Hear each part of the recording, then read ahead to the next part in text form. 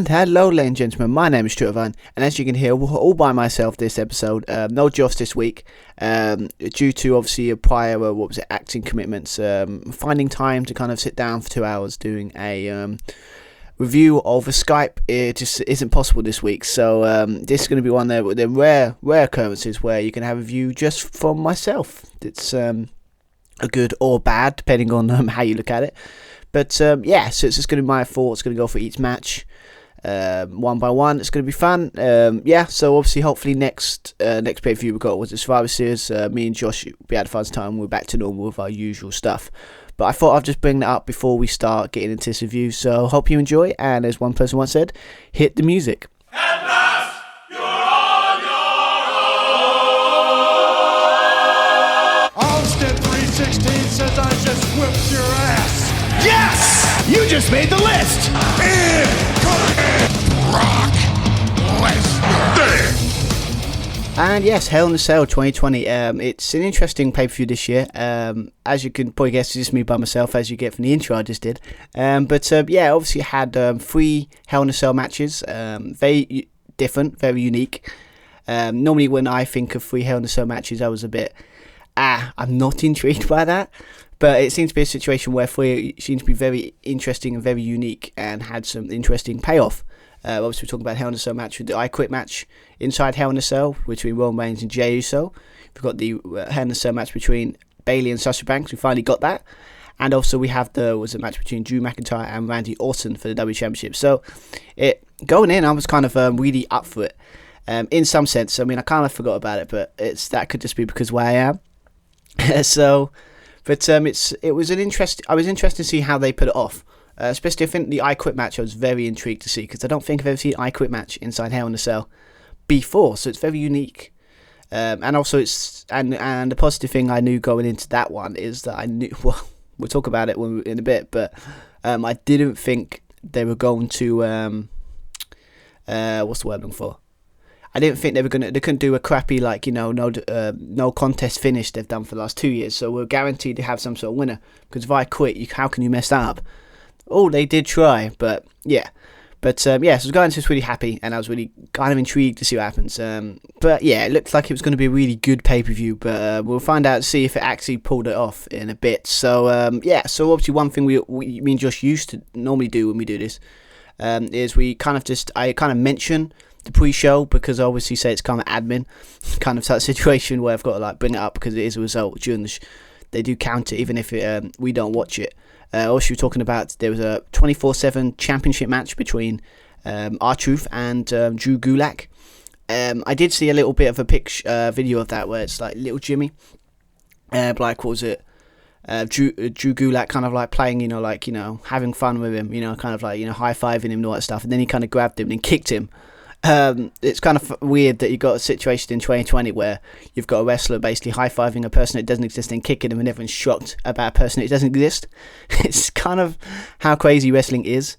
I kind of find it funny, but obviously R-Truth is won back or regained, I don't know, the 24/7 champion, being like the 10,000th 24/7 champion. I mean, it's not being rude, it's just I think the 24/7 championship stuff has run its course. It really helped R-Truth become relevant again. It's really awesome for him. But it's kind of like just they've overdone it again. The hardcore stuff.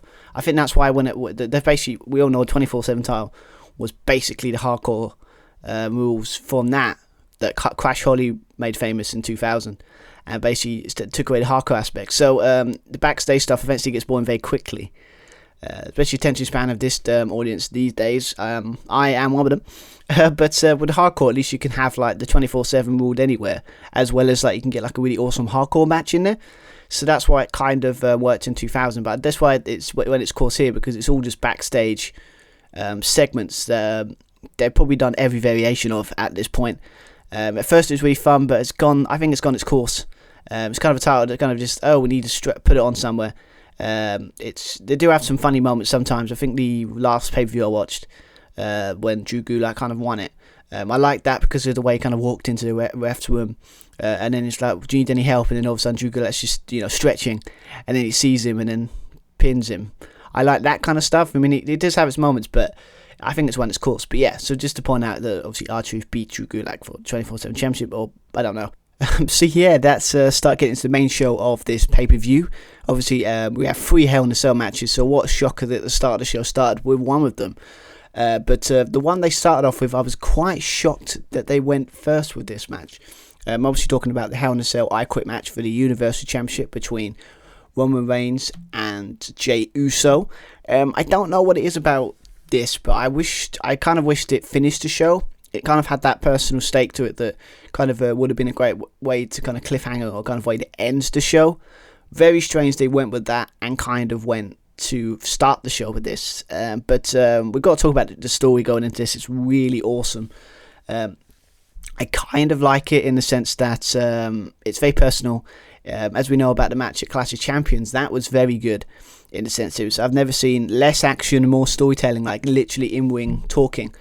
I haven't kind of seen stuff like that in a very long time. So it's really, I think it kind of dramatizes the kind of aspect of wrestling that we don't do a lot of. When you got the in-ring action, but you've got the drama, you've got the stakes. It's kind of the stuff that they don't really do anymore. I mean, I think they sort of done it in the Attitude Era, but that's about it. Nothing crazy or anything like that. So I was kind of loving it. I mean, it was nice to talk about a wrestling match in Clash of Champions where it was kind of a situation where we just talked about the story, because instead of talking about the in reaction, because sometimes when I review things, it's hard to, it's kind of go for the cliff notes of that was the spot, that was the spot, that was the spot. So like this one, it was like, okay, we can just talk about the story. I like it, and this wasn't any different. They said going in with the I Quit stipulation was interesting. I kind of like that, because obviously it's something new in Hell in a Cell we haven't seen before, and it kind of, as I said, it just said in the intro, it stops any sort of no contest situation, because there's no pinfall or anything like rubbish like that. You have to make your person say I quit. I should also point out that there was some stipulation that was onto this as well, other than just obviously getting to Jey say I quit, and for the Universal Championship. There was a stipulation state obviously is that if Jey quits, he and his brother have to take orders and acknowledge Roman Reigns as the tribal chief, and if they don't, the Usos will immediately the immediate family will be exiled from the family. That's crazy, but basically, like, during the build-up, Roman Reigns says he gave him the title match, but he said there will be dire consequences. What I like about it, it's not like, stupid thing like, like, oh, you won't get a title shot again. It's like, what I like about this feud is that it's very personal, like really personal. I think it feels like Roman Reigns has changed into this kind of like monster that he's like, if he can do this to his family, what is this man capable of? But yeah. But I mean, the stipulation had some interesting things because of her rumours that they're going to do a thing where the Usos are going to be like, it's going to be like a heel version of the Bloodline. That I like, because obviously Usos are really good at heels. So I kind of like the idea that they've joined him reluctantly, and then kind of eventually turn, because obviously Roman Reigns having his own heel stable is like really cool. So so going in, it was really, I was really invested with the story. I just really was confused why they started this. It was so personal. This is kind of a show ender, not a shelf starter. But that's just me. I mean, personally, I would have maybe gone for the Sasha Banks Bayley match to start off with. I mean, as much as I love that feud, and I'm loving that finally getting that match we've waiting years to do, I'm kind of glad. So I'm kind of I can deal with that being the first match, and then or maybe putting this halfway through the show or something. I just think it was a main event. I think it was not putting it first was. I didn't like that, but again, it's a nitpick of a pretty spectacular match. Let's get into this kind of match. Again, great storytelling, very similar to the kind of style they were kind of go for that they did for their last match. Said it's very slow paced, more story based. As I said before, I've loved it. Kind of had a bit of situation where just when you thought Jey Uso was going to come back, you had Roman Reigns kind of hitting him with spears back to back. But I like kind of Roman Reigns kind of look like he doesn't want to do this. Why are you not quitting here? Obviously, we had Jey get some like 2 splashes, Uso splashes from the top as well. It was basically back and forth. As I said, I'm kind of going for the hits here. Also, we got a bit where we got a leather strap as well. I mean, the reaction to that hit was beautiful. I loved it. in the situation, it was just like, wouldn't surprise me if like a leather strap match would be the next one they go for, if they do like a third like blow off match or something like that. I don't think they will, but it just would be cool that they've set that up. I just kind of like the way he kind of reacted to it. I kind of like Roman Reigns is kind of like, he gets up eventually and he does it to Uso and he reacts. It kind of a situation where after that it kind of got uncomfortable. After that, kind of when he got the straps and then obviously hits the kind of locked in the guillotine type situation, Uso was out. Jey Uso was out. But yeah, I mean, the strap was cool. One thing I got to point out, I pointed up near the end, but I kind of like the kind of thing about Roman Reigns and Paul Heyman is like, Paul Heyman doesn't control Roman Reigns. That I kind of like. It's kind of he's kind of a special counsel, but what I like about it is not like it's kind of similar to what Brock Lesnar is. Like he doesn't listen to him. He tries to advise him, stop this, Roman, and then he kind of Roman's, you're not the boss of me, and that kind of stuff, like telling him, nah, this needs to be done. And I think Paul Heyman's like expressions during this time is absolutely on point. We'll talk about more near the end, but yeah, after that kind of strap thing, after that guillotine, it kind of got very uncomfortable. Roman Reigns kind of dragged him over to the apron, and then hit like a drive-by into the. He put his head on the ring post. Then he put some steps, and then done the same thing. Kind of like his head sandwiched between the ring post and the steel steps. Done another drive-by. You would think you would quit after that, but not Jey Uso. I've got to be honest, his selling is, again, I really praised it in the last match, and I really do praise it again here. He's really got that sympathetic vibe that I love. It's really good stuff. Then obviously when he refused to quit, basically the ref was kind of like, as I said in this preview, they really tried to go for the whole non-contest thing in an I Quit match. It's like, that's not how it works here. But I kind of like the idea that Roman Reigns refused to let the referee stop it, and he tossed him over the ring, tossed him over the ropes, and it's just like, that must have been a huge bump for the referee there. But then obviously it all comes, like the staff come in, the medical thing, like, no, you can't do this, Roman, you can't do this. Again, makes Roman look like a real beast. I loved it. Loved that. And obviously we've got the Roman Reigns goes to the ring steps again, picks it up and then pins it, and then kind of uses them to pin Uso to the mat, kind of on his neck, kind of like stopping us. I don't want to do this. But then Roman Reigns lifted the steps and above, and then drove his head, the steel steps into Uso's head. Then obviously Jimmy comes to the ring and rushes in to cover his brother, kind of like, why are you doing this kind of situation? And I got to be honest, that emotional bit when you've got Roman Reigns kind of sitting there in the middle of the ring crying, so it doesn't like sort of regret. He's like he doesn't want to do this, he has to do this. I kind of love that, because it's like, that's not just that's not like great wrestling, that's great acting. It's really good stuff. Like, you really believe like he doesn't want to do this, but he has to do this to survive. And then just when you thought, okay, maybe he's turned a corner, he locks in the guillotine on Jimmy Uso, and it's like he basically taps out. And what I love about this finish is very creative, in the sense that I love it because it's like, what made he wouldn't quit after everything you did to this guy.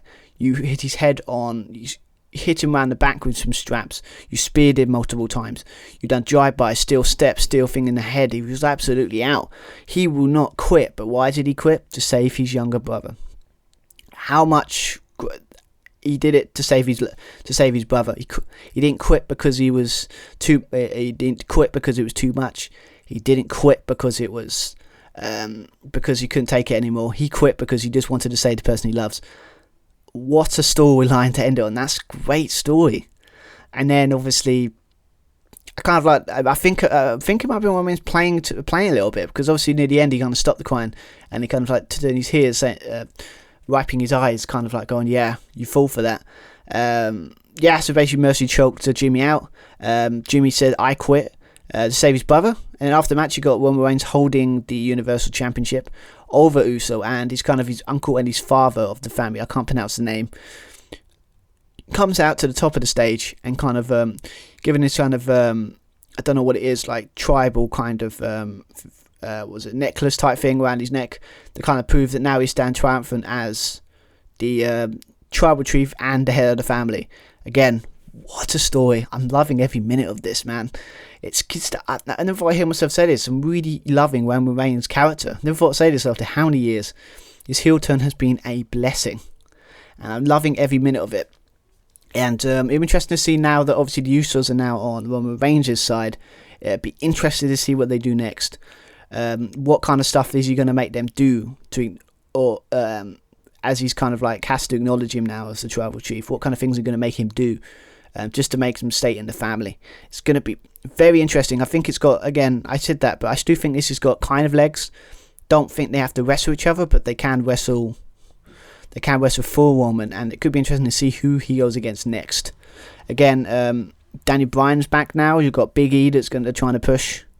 Who else have they got on that show now? Can't think they're the two at the top of my head that really ring, kind of the two that I think could challenge Roman Reigns into kind of an interesting story. Definitely Daniel Bryan, I think, might be a good shout at some point.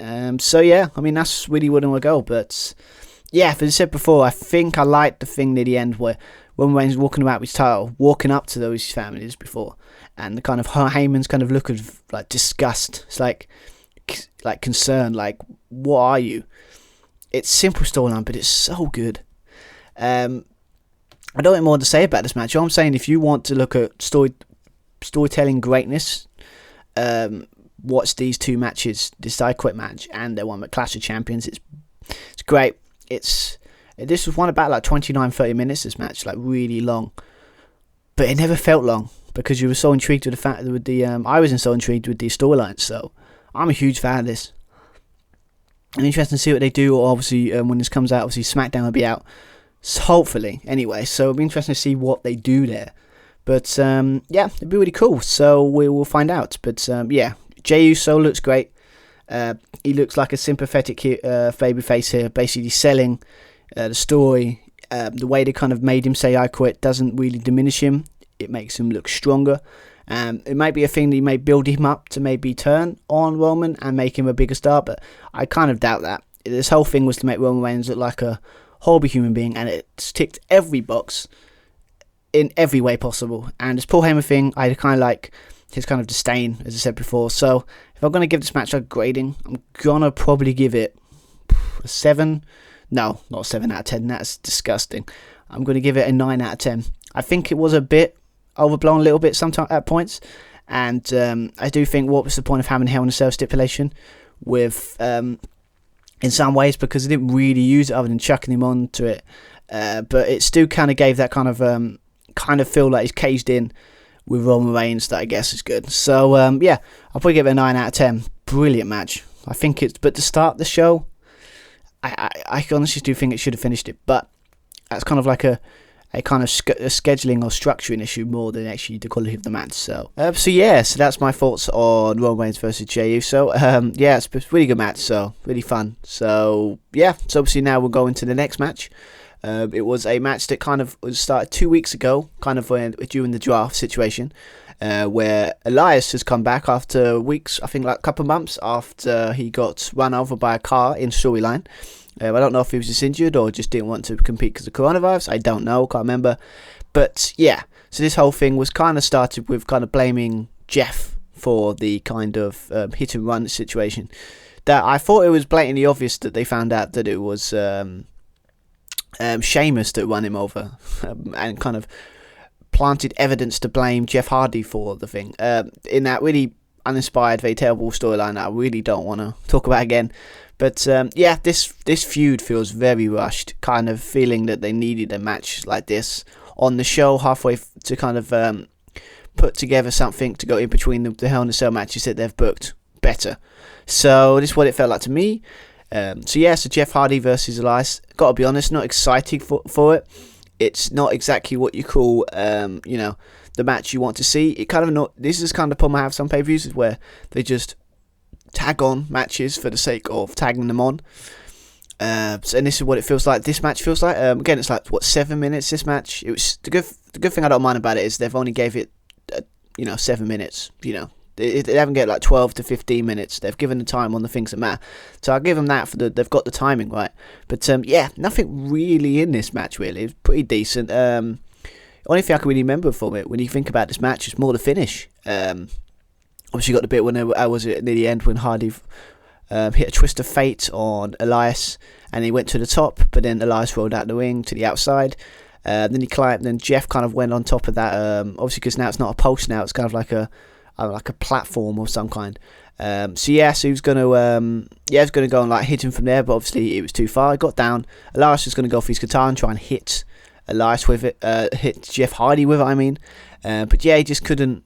He ducked it, and obviously then Jeff Hardy grabbed it, and then hit Elias with it, and then Elias wins by DQ basically. And yeah, it's really weird finish. I think it's very strange.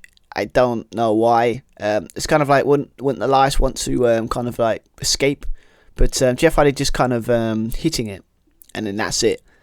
Hitting Elias, and kind of that's it. Oh, with like, I guess it's revenge. I guess because obviously he hit him, so it's like paybacks.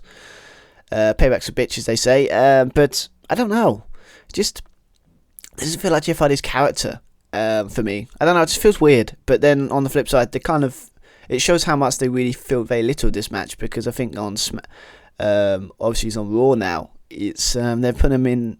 I think a feud with. I think it was a match against AJ. Was it AJ? Might be AJ. Yeah. Or like they put him in kind of the qualifying matches. For the Survivor Series team. I think so. Yeah, I don't know what it is about this. So they kind of, it felt like to me they've just kind of think, okay, well, Elias is back. We'll put him against Jeff. What can we think? What was that thing we did last week? Oh yeah, we did that thing with the hit and run a couple of months ago. It feels botched together. It doesn't feel like anything. I don't mind matches like that if they had a sort of a situation where it feels like the match is going to be good, but Elias's appeal is not his in-ring ability. His ability is he's really cool. His character's very good at being hated. And Jeff is kind of two-step good, but he's not as good as he used to be. But he's getting quite old now. So put these two together, you're not going to be you're cooking out a classic here. But I think it was solid for what it needed to be. Kind of like a calm before the storm type situation. This calm us all down after that really emotional, intense kind of match we just watched with Roman Reigns and Jey Uso. So it's kind of just a simple, basic match with a kind of loosely botched together story. And yeah, Jeff gets revenge, I guess, for hit with Elias hitting the guitar, but Elias still didn't lose. He won, so he gets his kind of victory on his by DQ. That I kind of don't like DQ finishes in pay-per-view matches. I think they should be definite. Should be finishes that are straightforward and not like over the top. I don't mind it now and then, but maybe looking into it too much. But yeah, it's a fine match. It's not. I don't think it's pay-per-view worthy though. I would say it's probably like a good match on a random Raw. But yeah, that's just my opinion on it. It's not a big deal. But yeah, obviously, so Elias gets the win, but Jeff Hardy gets his revenge. So yeah, if I was going to give it like a grade, probably give it 2.5 out of 5. It's nothing crazy. But yeah, it's kind of, I think it's just it done its job, I guess, is to kind of calm everyone down after that really emotional stuff. So yeah, so a good match here. And yeah, so let's obviously go into that one. We've got another short match after this. We had the Money in the Bank contract match between Otis, the Mr. Money in the Bank, who won it at Money in the Bank by just basically catching it, that I find quite funny, in my opinion. So we were all shocked at that, and yeah, so that happened. And obviously against The Miz, that's obviously after last couple of months has been a storyline where basically The Miz thinks he's not Otis is not worthy of the briefcase, and he's kind of find ways to try and get that contract. We had a nice story with the Go Home show with them in, was it Law and Otis? That was, I don't mind these kind of segments because I find them, I think I like them. Like, I think the one with Eric Bischoff getting fired, I think it's the same courtroom. It's fun stuff, I liked it. But obviously we didn't get a situation where obviously basically JBL got bribed. Basically said, I've got one piece of evidence. He checks it and he looks into it, he looks shocked, he got bribed. But it's fine. I get it. Obviously one thing about that segment, it's awesome to see the APA back with Ron Simmons being Ron Simmons. But yeah, it was a good segment, but in the sense of like the build up, it's like this is obviously for them. their kind of way of going, we gave it to Otis and now we totally and utterly regret it. I think we said it, and Josh kind of said it when we'll go kind of after Money in the Bank. He's not ready. I mean, Money in the Bank was what, a week, like a couple of months after their big match against Dolph Ziggler, where Mandy Rose kind of, they go out, they become boyfriend and girlfriend basically. So they got together basically, and it was a really good moment. But after that, they kind of, I don't know if they wanted to capitalize on that. But then I don't know what I don't think they done it for like a cheap like shock factor, but then totally forgot they actually have to do something with him, and the last couple of months have been awful. I mean, only thing I like about this, I could say about I like the story in the sense of I like the kind of thing where if like he's sort of the Miz has like sway on Raw, so he kind of got was it Mandy Rose drafted to Raw. In storyline anyway, we'll have they just kind of that's an excuse they use to try and put a wrestler move to another brand without any like brand extension or anything like that, draft or anything. So yeah, I don't know, but I kind of like that because at least they've got putting some effort in there a little bit. But yeah, the storylines have been a bit over the place in some ways. They've tried their best to really try and push this. That Otis, is not going to miss the Money in the Bank. I have to admit, on predictions, I put Otis to win because, again, I don't know. Obviously, the good thing about the match started, he's got new music, so it looks like they're putting some effort into trying to maybe do something with him. But then I kind of feel silly now because I kind of was thinking that they could do it that way. Like they should. I was thinking, of course they're going to give it to the Miz, but then I thought maybe they might shock us, so maybe they might put some effort in and try and get Otis to get the win, and maybe build him up as this kind of like working collar kind of character that kind of like he's an everyman. But they haven't even tried, and that's the thing. So disappointed about this whole thing was they didn't really try to push him as a serious threat.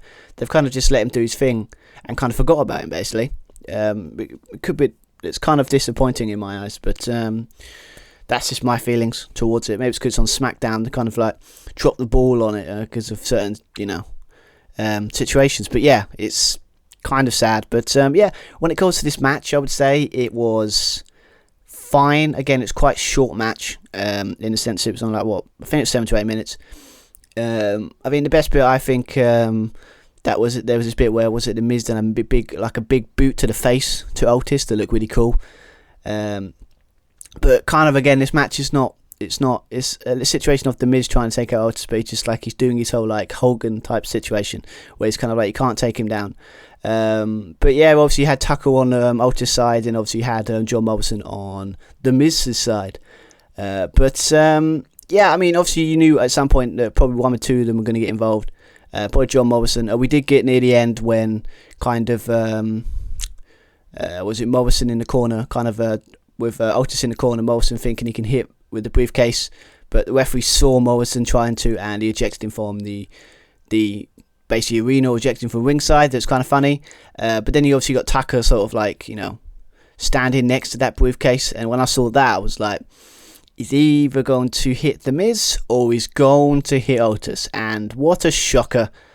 I know I only brought it up because I saw on Twitter that someone said, I bet Tucker's going to turn on him. And I was like, and then, with that in mind, I kind of saw it coming. But yeah, I mean, a lot of people on Twitter were really shocked, like, no, Tucker, no. It's like, but it kind of, when you stand there briefcase, it kind of set up quite nicely, I would say. But yeah, so obviously, Miz was kicked Otis to the ropes, and then Tucker shockingly slammed the Money in the Bank briefcase into Otis' face. Otis then is knocked out cold, and then the Miz is covered, and for the free. And yeah, he is a two-time Mr. Money in the Bank. Only one person has had the briefcase and won it, Money in the Bank, and lost it. We all know that was Mr. Kennedy after lost it to Edge, and then cashed it in. I think the SmackDown of that time against The Undertaker in one of my favourite cash-ins. So yeah, they don't do it often, but I think this was it's the right decision. Oh no, they're not going to do anything, Otis, and I've got to be honest, the Money in the Bank contract has kind of been I don't want to say a joke, but it's kind of been that kind of thing where it hasn't become anything special probably since Dolph. I might be wrong. Dolph probably won it, and he cashed it in up that money, that WrestleMania, that Raw after WrestleMania. But that's top of my head. Obviously, we had it just hasn't been serious. I think it's like they've kind of forgot how important. It's not about just. It's not like a stepping stone for people. It's supposed to give it to people that could actually legit win it, or at least put some effort. If you're going to put it on someone, you got to make sure you're going to push it. Basically, that's all I'm saying. Was it that? Yeah, but yeah, all I can really say of this match is what Tucker doing it. Okay, you can sort of spin it, kind of, he's being the backdrop of like sort of Tucker doing all the work and that. You could do that, but what bothers me is like Tucker's been drafted to Raw, so like, where's the payoff of this feud? This is basically what, so he turns to him and then that's it. You got Survivor Series, so they probably have like a cross-brand like kind of like match, probably. But what bothers me is like, yeah, okay, what? So it's like it doesn't have a payoff, so what's the point? Like, it'd be different if they're both on like SmackDown or both on Raw, and then it's like Tucker like kind of turned on him and they can have a feud, and it's like, okay, I could deal. Tucker kind of using the cliche kind of stuff, saying, I've worked here, I'm the workhorse of this team, Otis gets all the credit. It's like, it's cliche, but I can deal with it. But yeah, kind of talking about this match a lot more than I should be, actually. But yeah, I like that The Miz. It's going to be interesting to see what he does with it. Obviously, with the person that kind of what happened in the main event, it's a kind of interesting like turnaround. But yeah, I was watching some brutal kind of honest promos by The Miz. You forget how good he's on the mic.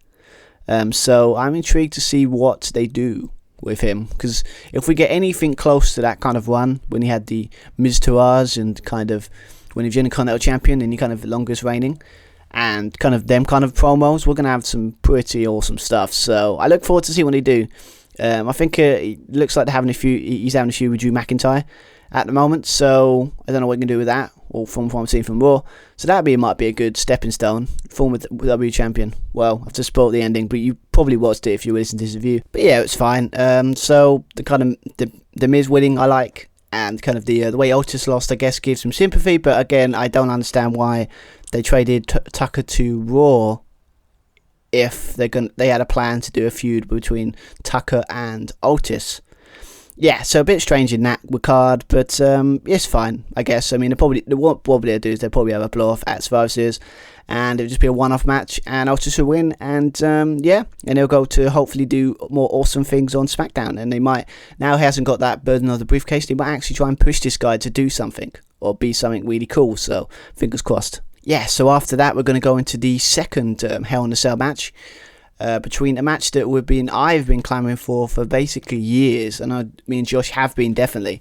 It's obviously Bayley against Sasha Banks for the SmackDown Women's Championship inside Hell in a Cell. It's a match that we've always wanted, because we haven't really had it since probably like NXT, when we had that great match. I can't remember what NXT it was, but TakeOver, but it was brilliant. And we've always clamoured to have that kind of match on the main roster.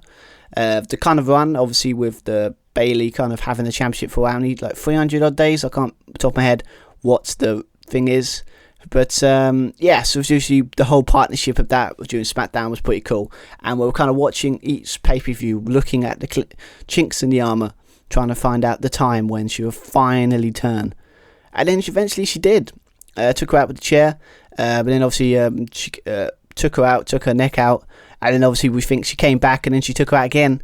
And then you've just got, so basically Bayley's being cocky with it. And obviously Sasha Banks came back at Clash of Champions. After that, obviously match was cancelled between her and Nikki Cross. And yes, this came back, and then obviously set up that she wants a title match.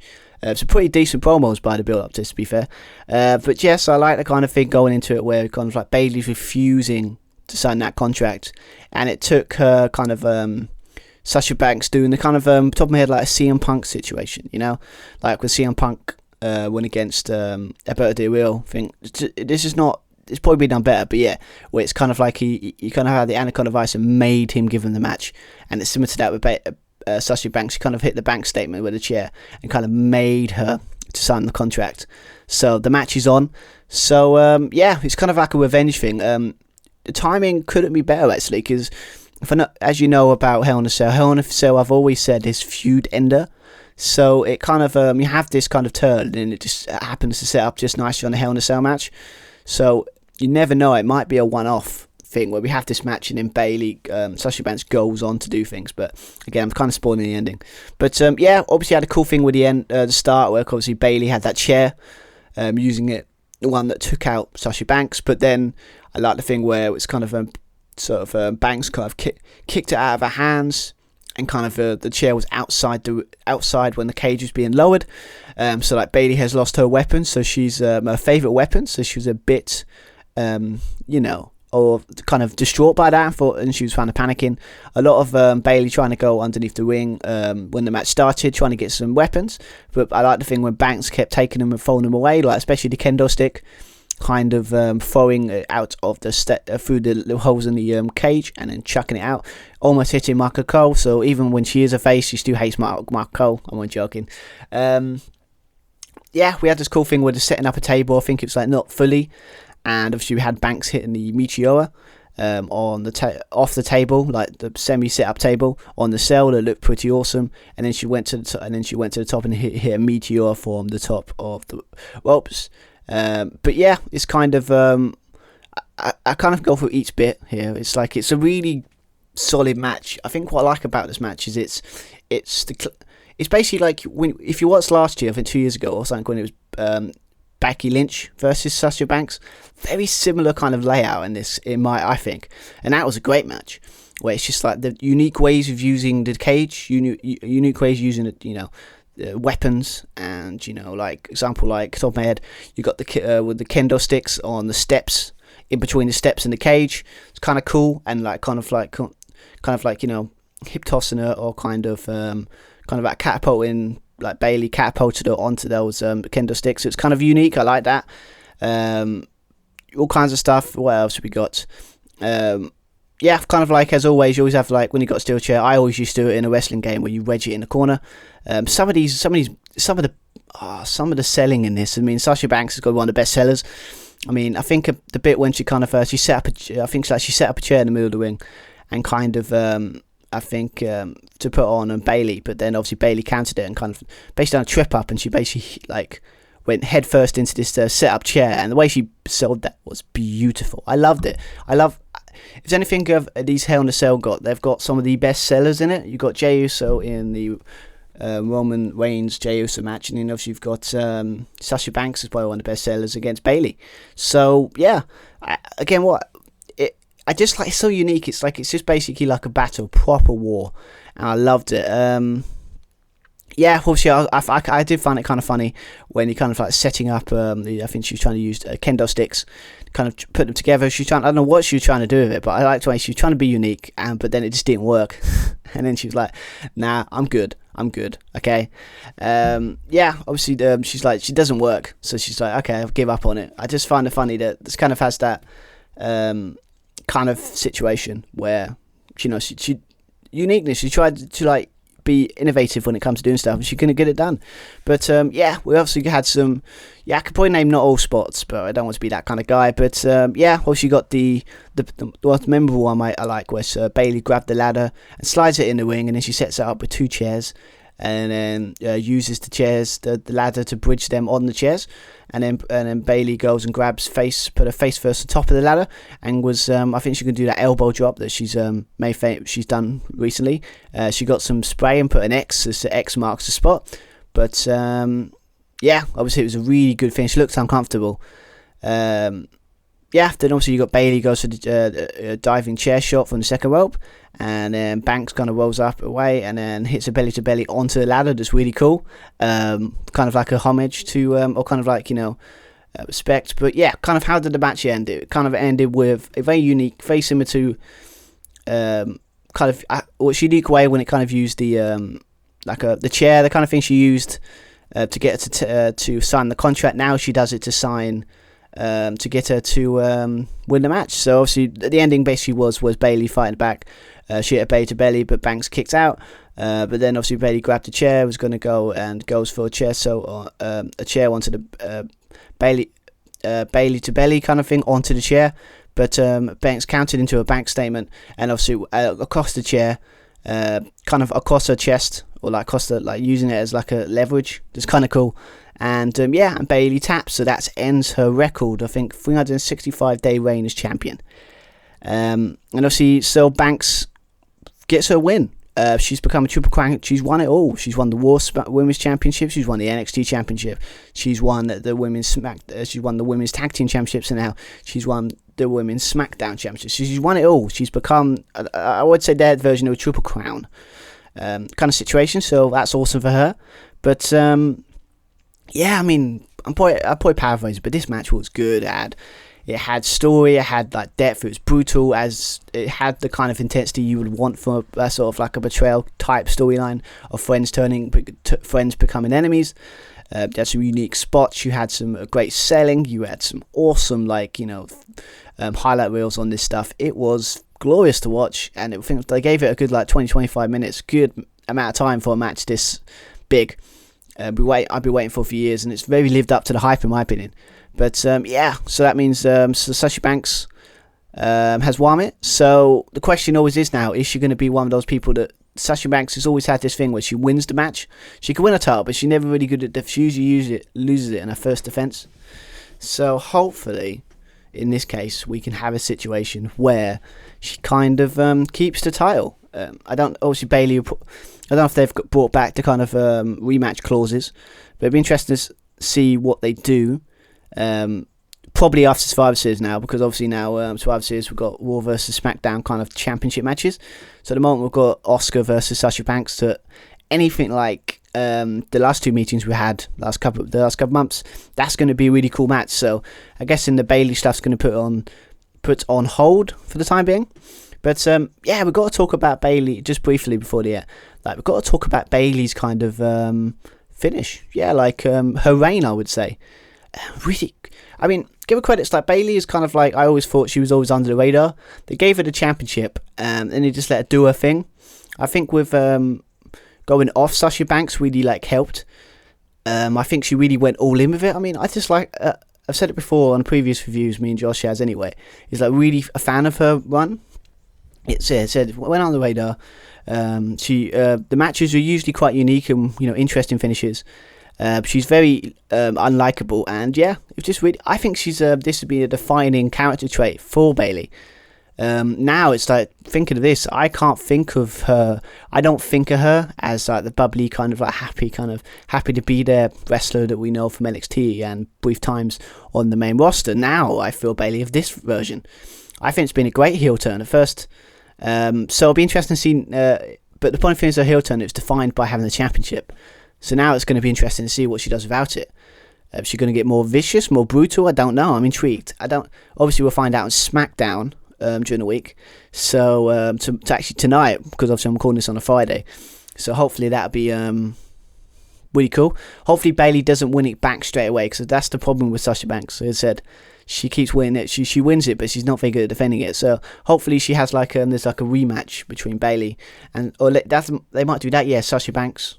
And then Bayley, Sasha Banks wins again, or something like that. But Bayley's very successful title reign. I think this has defined her, made her probably one of the best. I would say she's one of the best wrestlers in that company at the moment.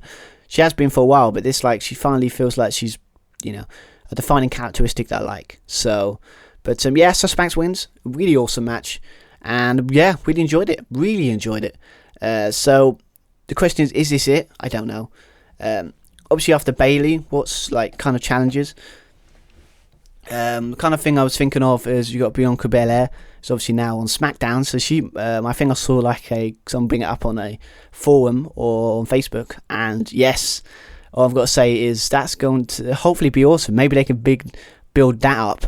Maybe can't think of anything on top of my head on on SmackDown. I think on the women's division, but I mean, hopefully they've mixed up a little bit, so it's interesting to see what they do. I don't know. So, but when it comes to Sasha, I'm just glad Sasha Banks won.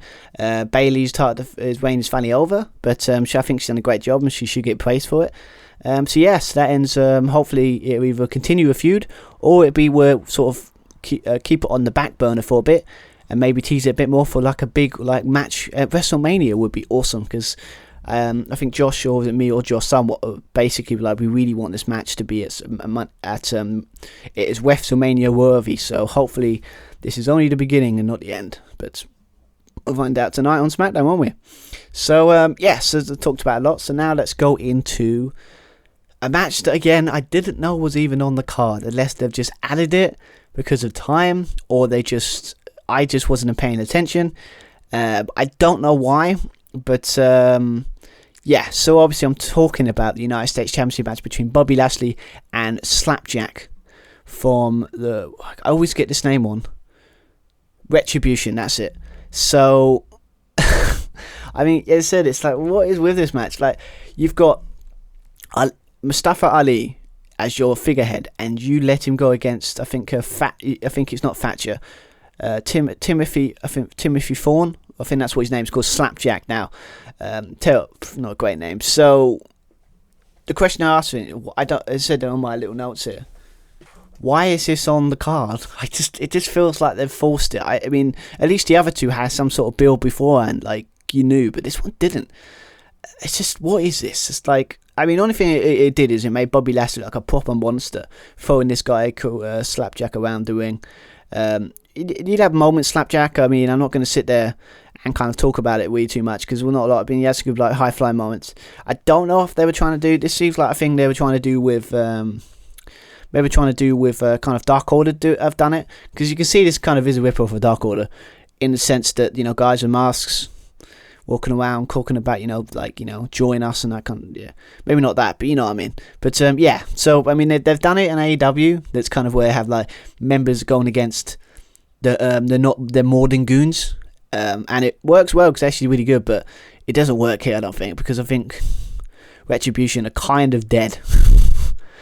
You know, they've been dead for a while now, so probably since Arrival, in my opinion. So yeah, so the only thing I can think that made this is Bobby Lashley looked great. He got, obviously, the finish was kind of a situation where Slapjack hit a tornado DDT, makes the cover, got a 2, you know, almost got the win, but obviously Lashley fight back and hit a spine buster and then locks in the Hurt Lock for the win. And then kind of after the match, yeah, so he got the win. And after the match, obviously, Retribution stormed the ring, trying to attack Bobby Lashley. We've got T-Bar and Mace. What names these are? They try to go for a double choke slam, but then the rest of the Hurt Business come out and try to save him. Retribution retreat, and sort of the heel Hurt Locker, just to point out, the heel Hurt Locker stands tall in the ring. So, yeah, what is with this? I mean, why if you're putting this as this big deal, what makes me, if they know no one's really into it, so they've like slowly buried it into the mid-card and kind of against Hurt Business, a heel faction. So you've got two heels going against each other. Not riveting storyline, I would say, would you think? I don't really. I never really was into Retribution from day one because, again, I've watched better Invasion storylines and I was never invested. So, yeah, I don't know what they're thinking here. Again, Bobby Lashley looks great as always, but again, you would if you were chucking a guy that size around the ring anyway. So, yeah, and obviously the Retribution are just going to be that thing that's going to be around until they can figure out what they can do with them or just get bored of them. So, yeah, so I don't know what more to say about that other than, oh, God. It's probably the first time I've actually seen them on, they kept talking about them, but they've actually put them on the main roster or put them in a match. It's like, nah, I'm on a pay-per-view? No, I disagree 100%. Don't think that this should have been on the pay-per-view, but I guess they needed something to kill some time, and, you know, that's the only storyline I guess they got going for at the moment. So, yeah, but that's just stop talking about this because it's really nothing. It's a non-entity, as they say. But yeah, Bobby Lashley gets the win, and yeah, so interesting to see who if they actually try to book this kind of United States, you know, title as like something important. Unlikely, but you never know. Obviously, you got other people like on there now, like AJ, The Miz, John Morrison on Raw. So maybe Miz or like John Morrison might go after that. That would be really cool. Basically, Morrison, get him to do something other than just being The Miz's lackey would be nice. So yeah, but I don't know. But I'm just trying to look at the positives. But this whole thing with Retribution, just let it go. Let them just leave it. It's over. It's dead. You just digging yourself a bigger hole. The only good thing about this is in the sense that they're lucky there's no fans, because they would boot out of the building. So guessing that's why they're kind of keeping it going. So yeah. So enough of that. Let's talk about the main event. Let's talk about the main event of the show. That, again, I still don't think should have been the main event. The two previous Hell in a Cell matches we talked about earlier in this review, I would say would be fine. I would say I've got better cases to be main event than this one. But from what I read online on Twitter, so it's like WWE are trying to make sure that Drew's like match is main event or something like that. So yeah, obviously we're talking about the Hell in a Cell match for the WWE Championship between Drew McIntyre and Randy Orton.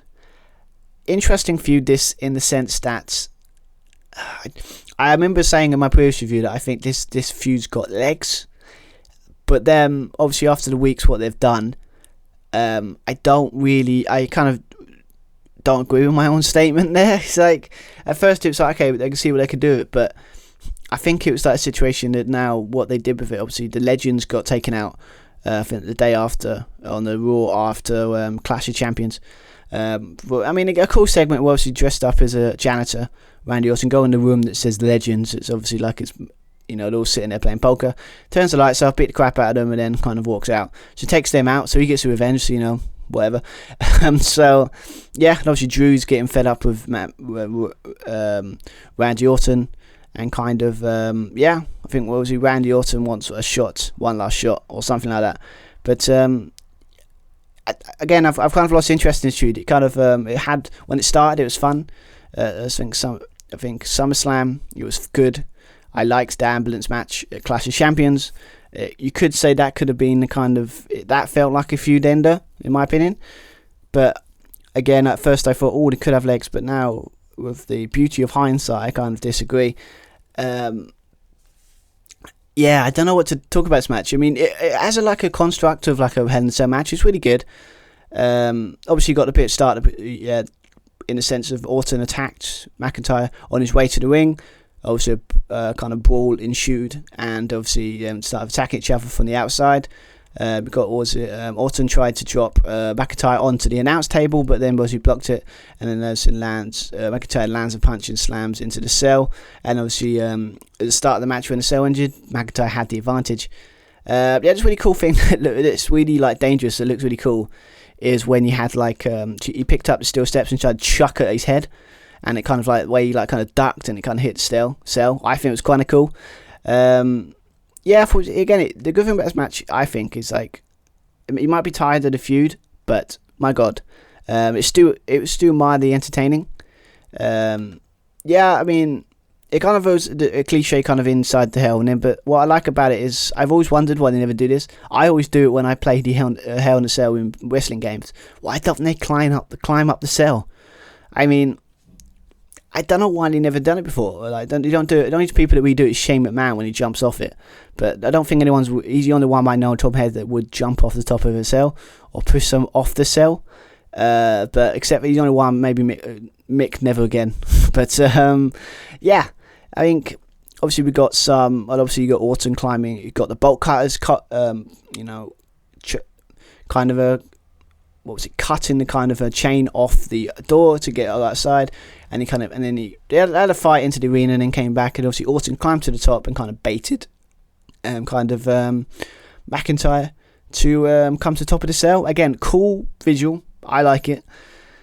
It was kind of cool thing when he got McIntyre, but then you find out it was all a ploy for Orton to get him there, and then he gets like a steel pipe that's obviously is red, because obviously the cage is red. Again, I'm not a fan of that myself, but yeah, so obviously trying to hit him with the lead pipe, but he ducks, and then kind of they start battling on the top of the cell. And obviously they start climbing down on both sides, very similar to was it the Dean Ambrose, Seth Rollins one a couple of years ago, where they're both on the side of the cell climbing down and kind of fighting. Obviously, in that case, both of them fell off and they went for the announce tables. But in this case, obviously, you had fighting on the side. And then, obviously, Orton sort of kicked McIntyre off the cell and he went through the announce table in a really, really cool bump. I always like that kind of thing because it just looks cool. and it's the only dangerous thing you can really do in a cell now, other if you don't have blood, to kind of make it look how brutal and dangerous this match is. Yeah, and obviously I like the thing. I don't know if this is just actually was bleeding or kind of like using blood kind of thing to, I don't know, biting on something that makes it look like blood. That's kind of cool, but to kind of make it look how awesome it is.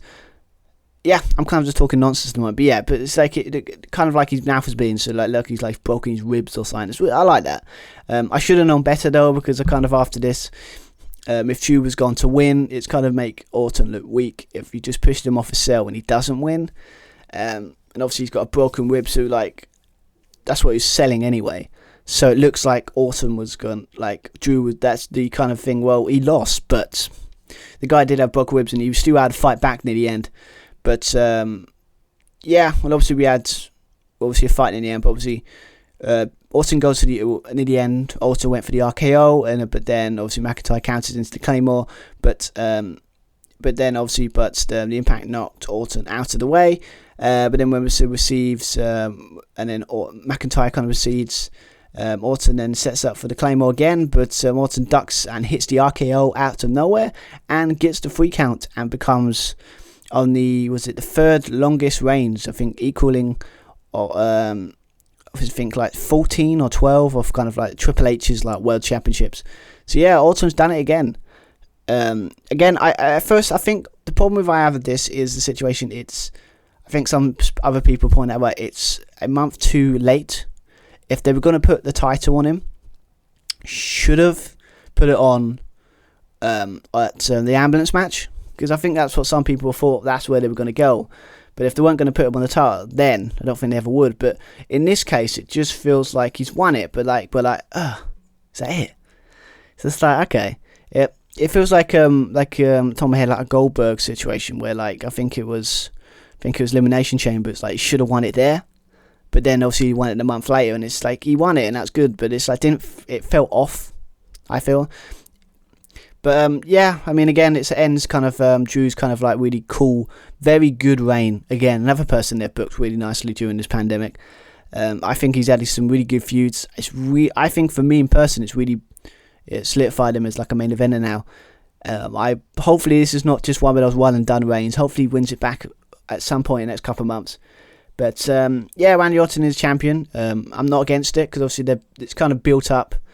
That's what they've been trying to build up for months, ever since he challenged, ever since he took out Edge in that Backlash. Was it Backlash? Yeah, like the greatest match of all time. Rubbish, but tagline. But it's one of those things. But kind of going for that, and they're kind of building up. Either they're trying to build up for an Edge return, the kind of, or it's just like building him up until. I don't know. I think it'd be interesting to see what you do, Randy Orton, after this. Obviously, if you go on Raw, obviously this week had The Fiend is kind of challenging Randy Orton. Again, I like, but then again, I hope it's more than just the title. I mean, I get the storyline in that sense, because obviously Randy Orton did burn down the Wyatt family, Bray Wyatt's kind of compound.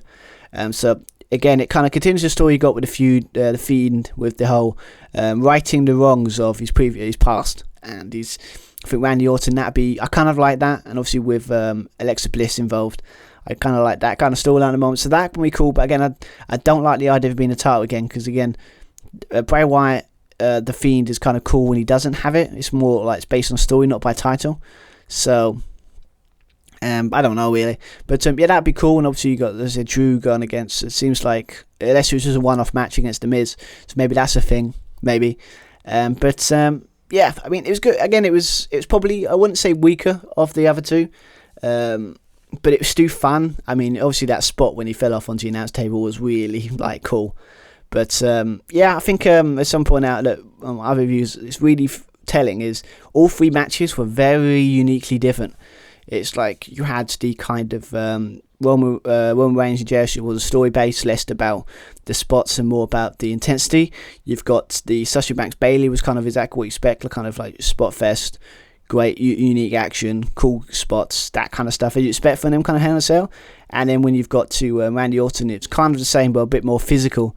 and had a bit more dangerous spots, but very different. They're all three very different. So, and I think they paced it quite nicely, putting these like, you know, in between, kind of like the start, the middle, start, the end, in the middle, and have little matches in between. I think it was a well booked show, but yeah, I think this might be the weakest, but only by in a situation that I preferred the other two.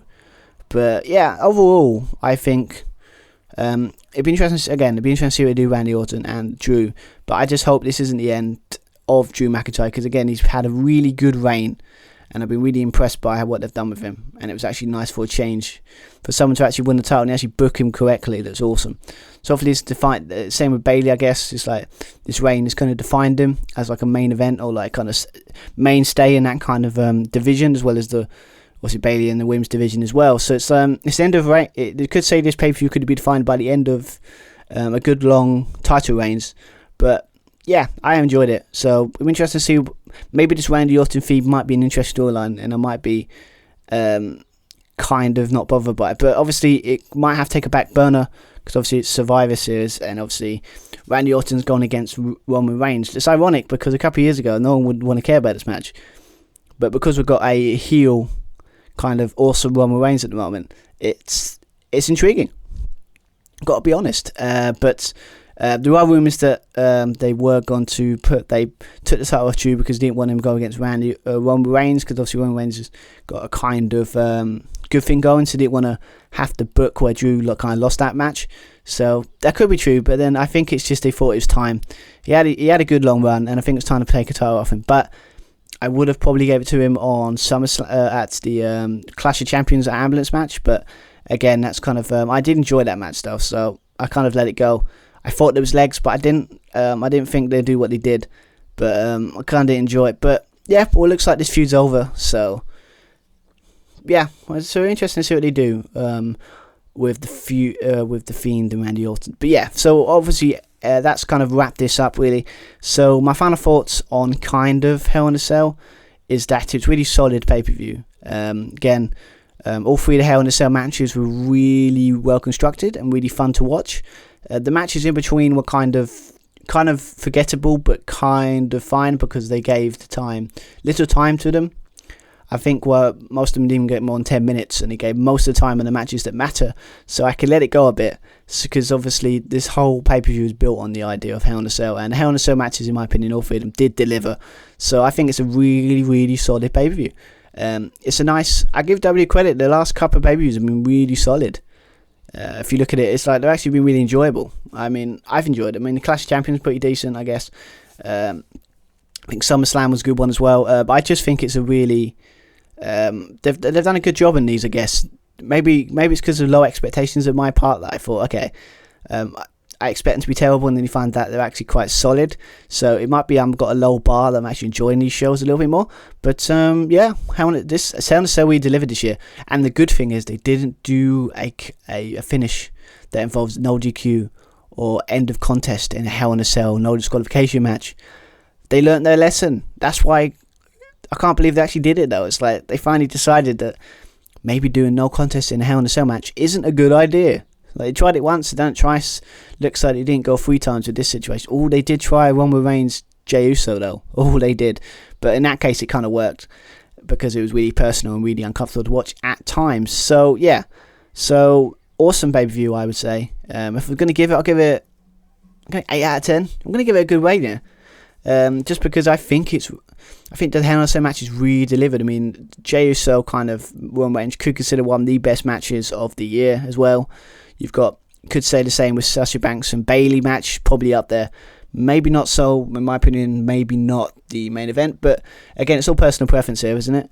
So, but yeah, it's solid. I mean, I kind of forget, obviously you got the Money in the Bank thing, it's kind of, yeah, they put it in there, and obviously Jeff versus Elias, what I was intrigued by, and obviously you've got the kind of random match between Bobby Lashley and Slapjack, that from the, with, I can't remember the name now. I had it in my mind for like the review, but then when it's like I want to forget it. So, but yeah, it's kind of a situation where it's a good pay-per-view. I think it's good. Would I say check it out? I would say check out the first 2 Hell in a Cell matches in this pay-per-view. You can probably skip the rest. Maybe just watch all 3 of the Hell in a Cell matches. They're the kind of sticking point in this pay-per-view. But yeah, I kind of enjoyed it. I think it was really good. So yeah, but so this kind of ended my review of Hell in a Cell 2020. Sorry it's late. It was kind of a situation where me and Josh were kind of touch and go. Hopefully, we were hoping we can get some sort of situation where he can find some time just to sit down, or we can record something that we can put something together. But in this year, it's not the case. But that's fine. You have to listen to me talk for an hour, so that could be a good thing or a bad thing, depending on if you enjoy that. But we'll be back to normal in our next review. I don't know yet if it's going to be a review of Full Gear. Obviously, that's in 2 weeks. Or it's going to be, we're going to go back and do Survivor Series at the end of November. So we don't know yet, but we're going to keep I'll try and see. We'll try and let you know on Twitter if you want to keep an eye on what's going on. Go on Josh and Stu Pod on Twitter. I don't know. Obviously, Josh probably hasn't found time yet, but the scores for the prediction game will be up at some point soon.